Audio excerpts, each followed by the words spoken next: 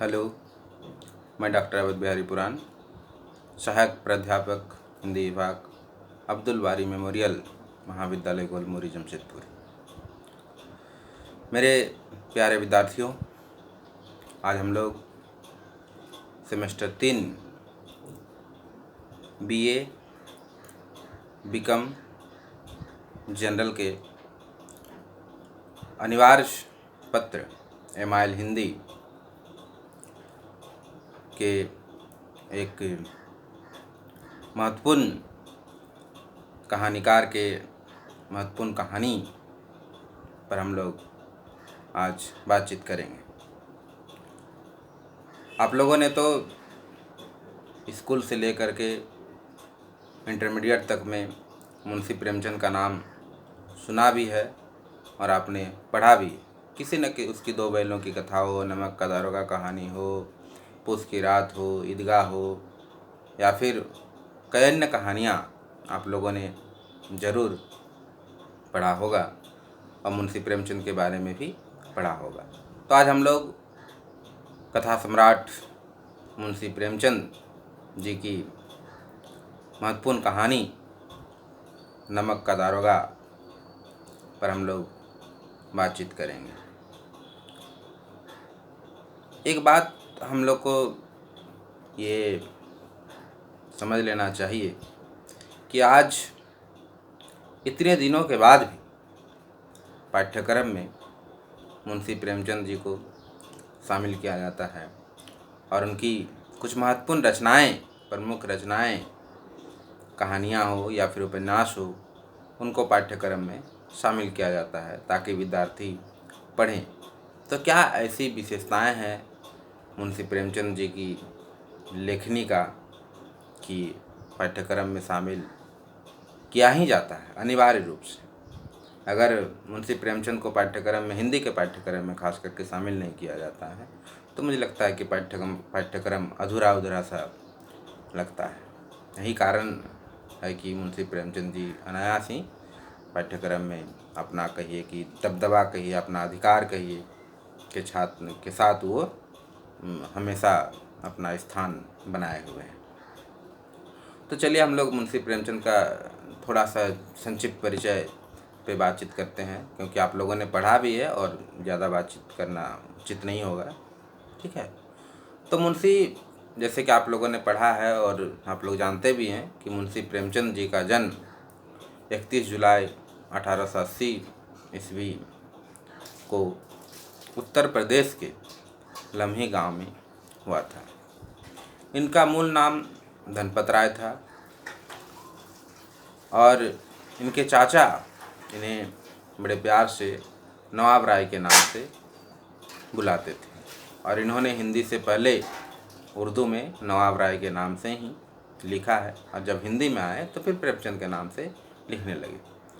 तो इनका बचपन, मुंशी प्रेमचंद जी का बचपन जो है अभावों में बीता, क्योंकि उस समय हमारा देश गुलाम था और संपन्न परिवार नहीं होने के कारण अभाव में बीता। इन्होंने स्कूली शिक्षा पूरी करने के बाद पारिवारिक समस्याओं के कारण, मतलब आर्थिक समस्याएं, पारिवारिक समस्याओं के कारण बीए तक की पढ़ाई मुश्किल से किसी तरह से पूरी की और इन्हें ये शिक्षा विभाग में इंस्पेक्टर के पद पर नियुक्त हुए। लेकिन ये अंग्रेजी में एमए भी करना चाहते थे, लेकिन पारिवारिक जिम्मेदारियों को पूरी करने के लिए नौकरी ही करनी पड़ी और पढ़ाई छोड़ दी।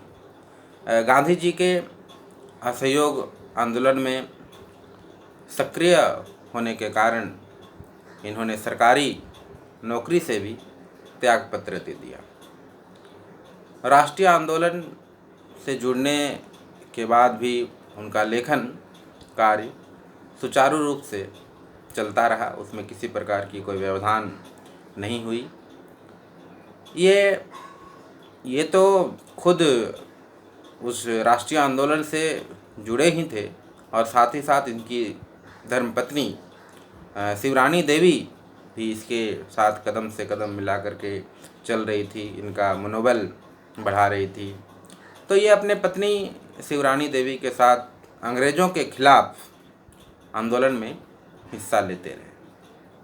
ठीक है, दोनों इसके जीवन का जो राजनीतिक संघर्ष इनकी रचनाओं में सामाजिक संघर्ष बनकर सामने आया, जिसमें जीवन का यथार्थ और आदर्श दोनों ही थे। और इन्होंने लगभग 15 उपन्यास और 300 से ज़्यादा कहानियाँ इन्होंने लिखा है। और 8 अक्टूबर 1936 ईस्वी को इनका निधन हो गया। इनका प्रमुख उपन्यास तो है गोदान है, सेवा सदन, प्रेमाश्रम, रंगभूमि, निर्मला, कायाकल्प, गबन, कर्मभूमि, गोदान और मंगलसूत्र अधूरा, जिसको इसके पुत्र अमृत राय ने बाद में पूरा किया। और इसकी कहानियाँ जो है इनके मरणोपरांत मानसरोवर के नाम से 8 खंडों में प्रकाशित है। ठीक है, इनकी साहित्यिक विशेषताएं देखिए कि यही विशेषताएं रही है कि इनको पाठ्यक्रम में शामिल किया जाता है कि हिंदी साहित्य के इतिहास में कहानी और उपन्यास विधा के विकास का कालभन या फिर कहिए कि उसके विकास क्रम को समझना हो तो हम लोग मुंशी प्रेमचंद जी को ही केंद्र में रख करके अध्ययन करते हैं। जैसे 3 भागों में बांटते हैं अध्ययन की सुविधा के लिए, प्रेमचंद पूर्व युग, प्रेमचंद जुगिन युग और प्रेमचंदोत्तर जुगिन युग। तो उपन्यास विधा और कहानी विधा के विकास का काल विभाजन प्रेमचंद को ही केंद्र में रखकर किया जाता रहा है। प्रेमचंद ही पहले ऐसे रचनाकार हैं जिन्होंने कहानी और उपन्यास की विधा को कल्पना, रोमानियत, जासूसी, रोमानी, अयारी से निकालकर यथार्थ की धरातल पर ला खड़ा किया। यथार्थ की ज़मीन से जुड़ी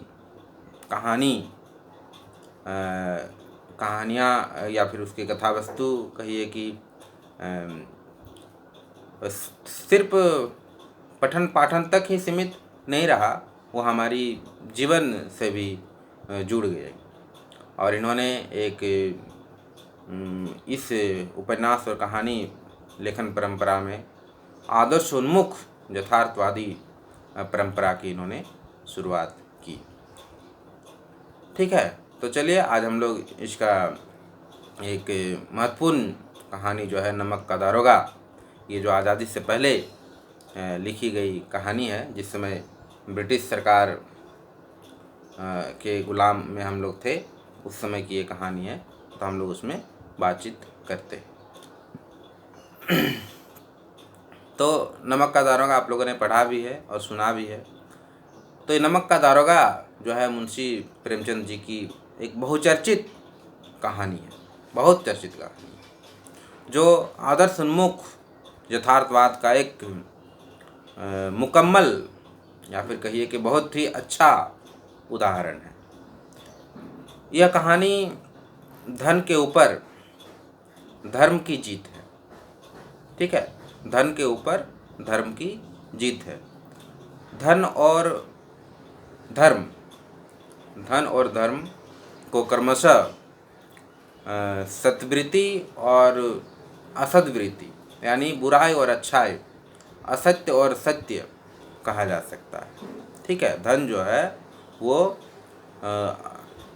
कि असद्वृत्ति है, बुराई है, और धर्म जो है सत्य है और सत्वृत्ति है, अच्छाई है। तो इस कहानी में इसका प्रतिनिधित्व क्रमशः पंडित आलोपी दीन है, वो धन, असद्वृत्ति, बुराई, असत्य का वो किरदार निभाता है। और मुंशी वंशीधर नामक जो दारोगा है वो निभाता है धर्म का पाठ निभाता है, सद्वृत्ति, अच्छाई और सत्य। ठीक है, इसका वो किरदार भूमिका यहाँ पर अदा किया है। हम लोग कहानी में जब विस्तृत देखेंगे तो बातें समझ में आएगी। ईमानदार कर्मयोगी मुंशी बंशीधर को खरीदने में सफल रहने के बाद पंडित आलूपीदीन अपने धन की महिमा का उपयोग कर उन्हें नौकरी से हटवा देते हैं। लेकिन अंत तक सत्य के आगे उनका सिर झुक जाता है। वे सरकारी विभाग से बर्खास्त वंशीधर को ऊंचे वेतन और सारी सुख सुविधाएं, भत्ते वगैरह के साथ अपनी संपूर्ण जायदाद का स्थायी मैनेजर नियुक्त करते हैं और गहरे अपराध बोध से भरी हुई वाणी में वंशीधर से वो निवेदन करते हैं और कहते हैं, निवेदन करते हुए, परमात्मा से यही प्रार्थना है कि वो आपको सदैव वही नदी के किनारे वाला उदंड, कर्तव्यनिष्ठ, ईमानदार, धर्मनिष्ठ दारोगा बनाए रखे। ये मेरा ईश्वर से, परमात्मा से निवेदन है।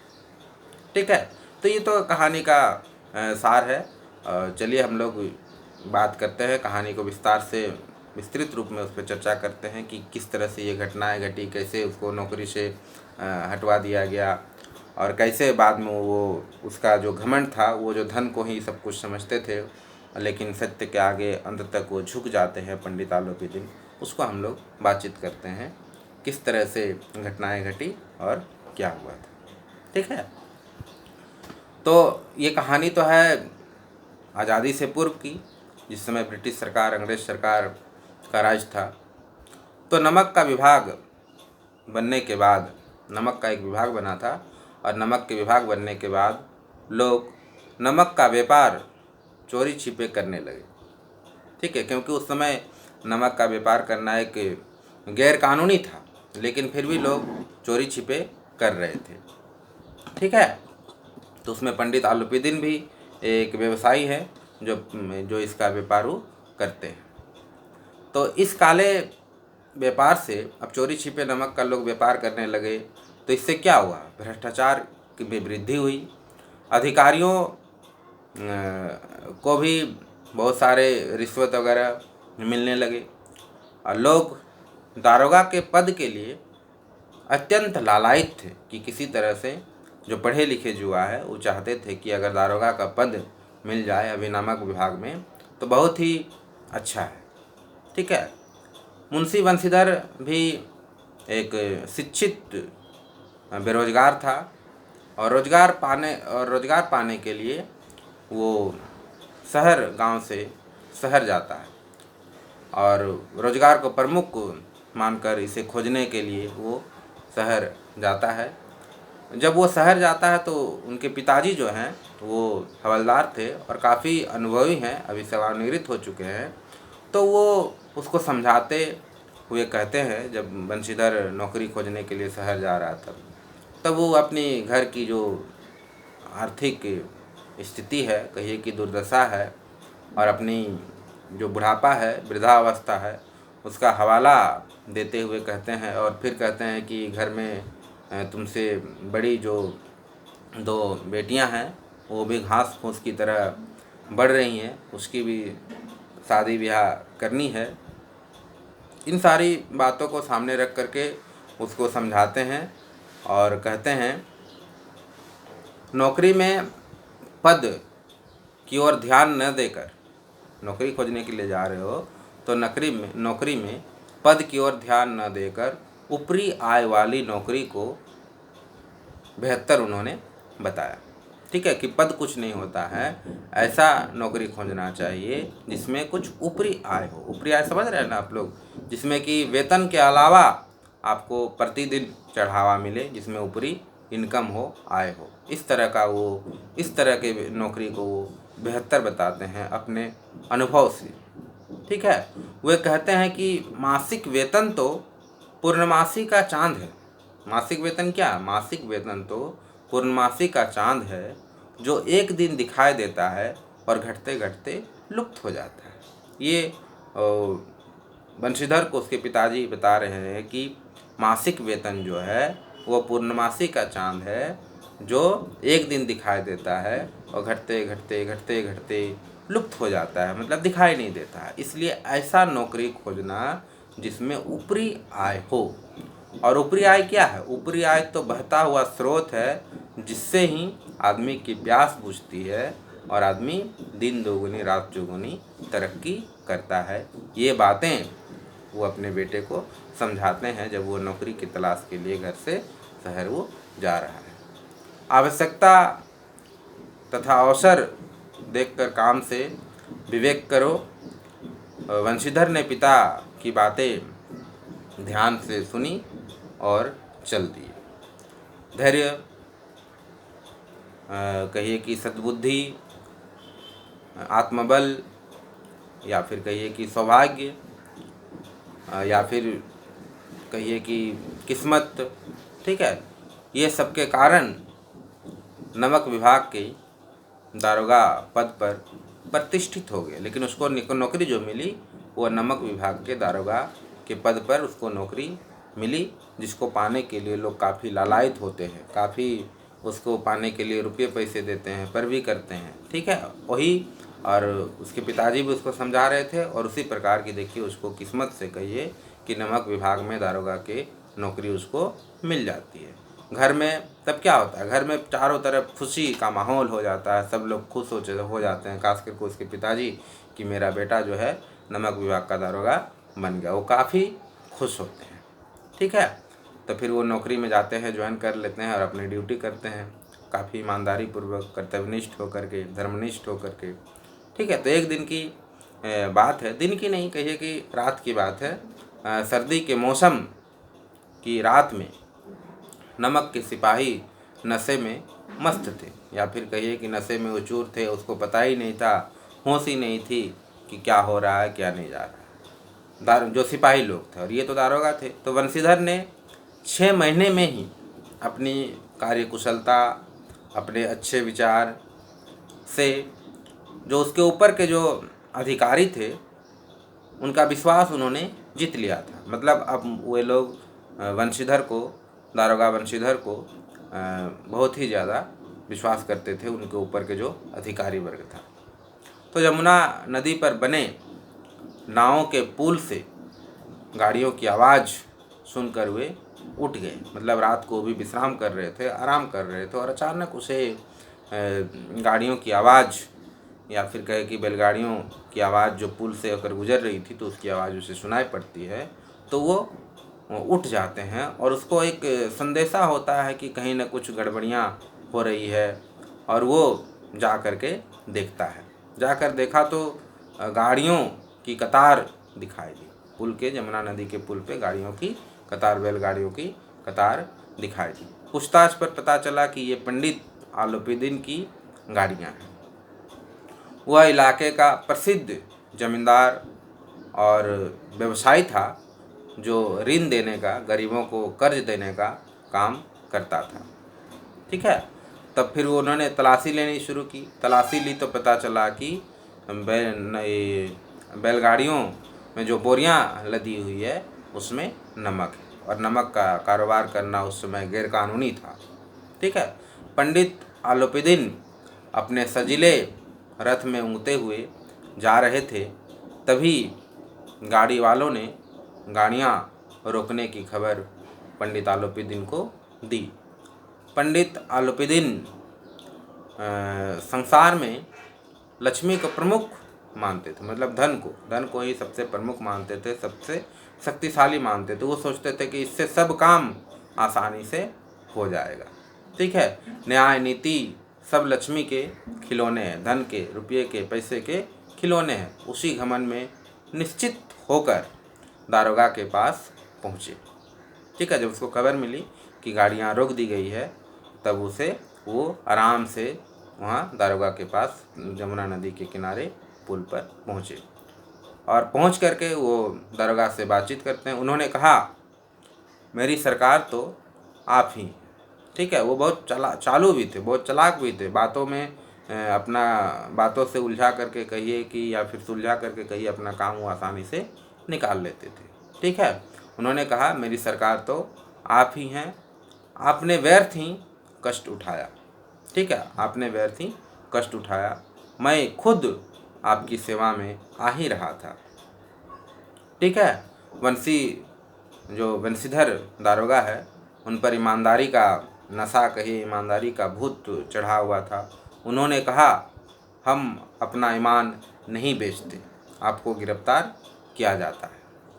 ठीक है, यह आदेश सुनकर पंडित आलोपीदीन हैरान रह गए। उसके जीवन की पहली घटना थी, यह उसकी जीवन की पहली घटना थी कि जो इस तरह की घटनाएं घटी कि उनको गिरफ्तार करने का आदेश दिया गया। बदलू सिंह जो वंशीधर के साथ एक सिपाही था, उसका हाथ पकड़ने से घबरा गया। जब गिरफ्तार करने का आदेश दिया गया तो वो हाथ पकड़ने से घबरा गया। फिर आलोपीदीन ने सोचा कि नया लड़का है, नया खून है, और दिन भाव में बोले ऐसा न करे, हमारी इज्जत, हमारी प्रतिष्ठा मिट्टी में मिल जाएगी। बंशीधर ने साफ साफ मना कर दिया, इनकार कर दिया। तब पंडित आलोपीदीन ने 40,000 रुपये तक की रिश्वत देनी चाहिए। ठीक है, परंतु वंशीधर ने उनकी एक न सुनी और धर्म ने धन को पैरों तले कुचल दिया। ठीक है, धर्म ने धन को पैरों तले कुचल दिया, और 40,000 उस समय बहुत ही बड़ी रकम मानी जाती थी। उस समय उन्होंने उसे ठुकरा दिया, इनकार कर दिया, और धर्म ने, जो उसका धर्म था, अपना कर्तव्य था, और पंडित आलोपीदीन का जो धन था उसको पैरों तले कुचल दिया। ठीक है, फिर क्या था, ये तो रात की घटना थी, रात में इस तरह की घटनाएं घटी।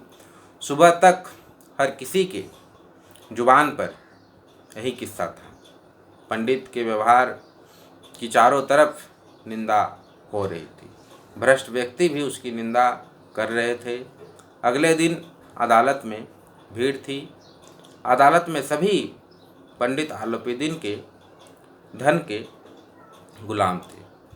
वे उनके पकड़े जाने पर हैरान थे, इसलिए नहीं कि आलोपीदीन ने क्यों यह कर्म किया, बल्कि इसलिए कि वह उसके जैसा चालाक व्यक्ति कि कानून के शिकंजे में कैसे फंस गए, कैसे आ गए, इस बात से सभी लोग हैरान थे। इस आक्रमण को रोकने के लिए वकीलों की एक फौज तैयार की गई। न्याय के मैदान में धर्म और धन में युद्ध की स्थिति उत्पन्न हो गई, ठन गया, युद्ध ठन गया। बंशीधर के पास सत्य था, और लेकिन जो गवाह थे, गवाह जो थे उधर उधर हो रहे थे, जिसको खरीद बिक्री का काम चल रहा था, अपने पक्ष में करने का काम चल रहा था, इसकी डर भी उसको सता रही थी। मुंशी जी को न्याय में पक्षपात होता दिख रहा था। दारोगा जी जो थे वो देख रहे थे कि न्याय में पक्षपात हो रहा है। यहाँ के कर्मचारी पक्षपात करने पर तुले हुए थे। मुकदमा शीघ्र समाप्त हो गया। डिप्टी मजिस्ट्रेट ने आदेश दिया, और आदेश देते हुए लिखा कि पंडित आलोपीदीन के विरुद्ध प्रमाण आधारहीन है, वह ऐसा कार्य नहीं कर सकते। दारोगा को दोष अधिक नहीं है, परंतु एक भले आदमी को दिए कष्ट के कारण उन्हें भविष्य में ऐसा न करने की चेतावनी दी जाती है। ठीक है, इस फैसले से सबके बाँछे कहिए, या फिर सबको कहिए कि खुशी, सबके चेहरे में खुशी हो गई। जो पंडित आलोपीदीन के पक्ष में थे, उसके जो विचारधारा के लोग थे, और एक तरफ दुख की स्थिति, या फिर कहिए कि जिसको न्याय नहीं मिला, उधर शोक का माहौल था। ठीक है, उन्हें न्याय और विद्वता, उपाधियाँ आदि सब निरर्थक लगने लगे। उसे लगा कि ये सब कुछ नहीं है, जिसका कोई अर्थ नहीं है। ठीक है, वंशीधर की बर्खास्तगी का पत्र 1 सप्ताह में ही आ गया। उन्हें कर्तव्यपरायणता का दंड मिला। दुखी मन से हुए घर चले गए। जब घर गए तो उनके पिता खूब बड़बड़ाए, मन ही मन। अपने बेटे को तो कुछ नहीं बोल रहे थे, लेकिन मन ही मन खूब बड़बड़ाए और कहा कि यह अधिक ईमानदार बनता है, ठीक है, जी चाहता है कि तुम्हारा और अपना सिर फोड़ लूँ। उन्हें अनेक कठोर बातें भी कहीं। माँ की तीर्थ यात्रा की आशा मिट्टी में मिल गई। पत्नी कई दिनों तक मुंह फुलाए रही। ये घर की स्थिति, कोर्ट में उस तरह की घटना घटी और वो जब घर आता है तो घर में देखता है कि इस तरह की स्थिति है।